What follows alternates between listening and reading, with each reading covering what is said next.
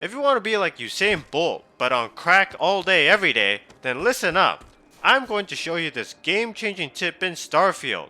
Credit to this user on Reddit for discovering this. So first, you need to put a skill point into botany.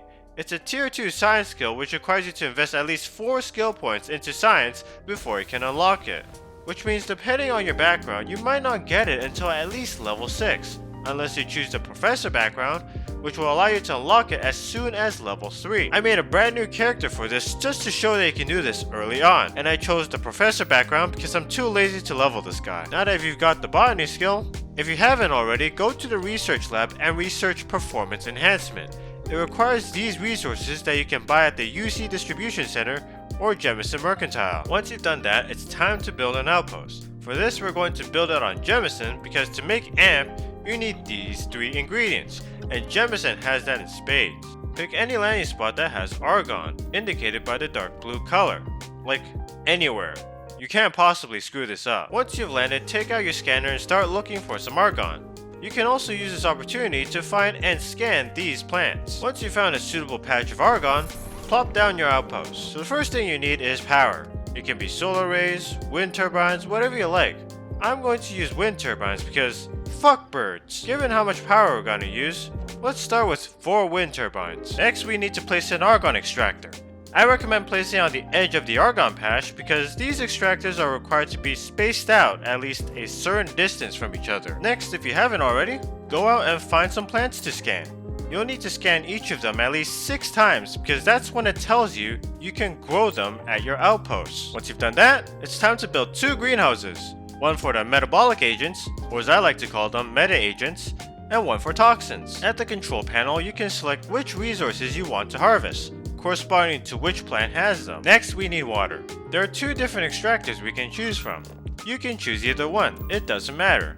They both produce at the same rate, and unlike argon, they can be built anywhere, but they still have to be spaced out.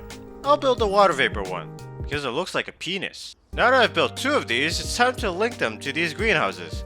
Open up the quick menu at the vapor extractor, select create output link, and drag it to this greenhouse. Then go to the other water extractor and do the same thing for the other one. Finally, putting it all together, we build our pharmaceuticals lab, which is where we're gonna make our steroids, AMP. And that's the bare minimum you need to make AMP. And this is all the resources required to build it, at least for my outpost. But of course, we're not here to make the bare minimum. After all, these things don't have a lot of storage capacity and will fill up pretty quickly. But first, we gotta have more production. Going back to the water extractors, you'll notice there's a bottleneck. Both of them produce 0.83 units of water per minute, but these greenhouses use 1 unit of water per minute. So I'll place another one down, and I'll build a liquid storage tank to store the water. Then you gotta sever the links and link all the water extractors to this tank. Here's a pro tip. Instead of removing and rebuilding them, in Outpost mode, in Modify, just hover over these links and delete them. And then again, in the same mode, use this opportunity to create new Outpost links. I'll link the water storage to these 2 greenhouses, and that should allow them to produce at max speed.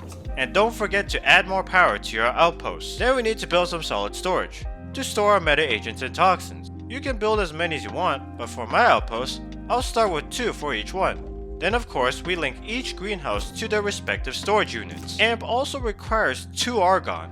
The thing about these argon extractors is that they produce at a rate of 0.55 per minute compared to 1.66 for greenhouses. Now that right there is a huge bottleneck. To solve that, I'll have to build 5 more, which should improve argon production to over 3 per minute. And because you need twice the argon compared to the other resources, I'll have to build 4 or double the gas storage compared to solid storage. And after all that, and building the power capacity necessary to run everything, we've built an outpost that is now capable of mass producing AMP. So I'll put down a bed and sleep for, let's say 8 hours, and see how much AMP I can make. Alright, let's see how much stuff we made. First, let's check our argon, and there's about 180, that's nice. Then heading over to toxins, there's about 90, and the meta agents, also about 90. Cool, alright, now it's time to cook. And here we go, 3 hours of pure juice. And don't forget to assign it to a hotkey. You can get more by sleeping on Venus. All the storage will basically fill up instantly. And of course, you can always improve it. Add more production of resources, more storage, better power generation, and more. If your ship already has a pharma lab in it, you can use a transfer container to transfer the resources into your ship. Your ship has to be within 250 meters of that container, otherwise you'll have to build a landing pad. But this is just an outpost that anyone can do. I mean, this guy's a rather newbie professor. If you made it this far into the video, thank you so much for watching, I really appreciate it. And if you found this video helpful, hit that like button, subscribe and ring that bell. And before I go, I want to say thank you all so much for getting this channel to 1,000 subscribers.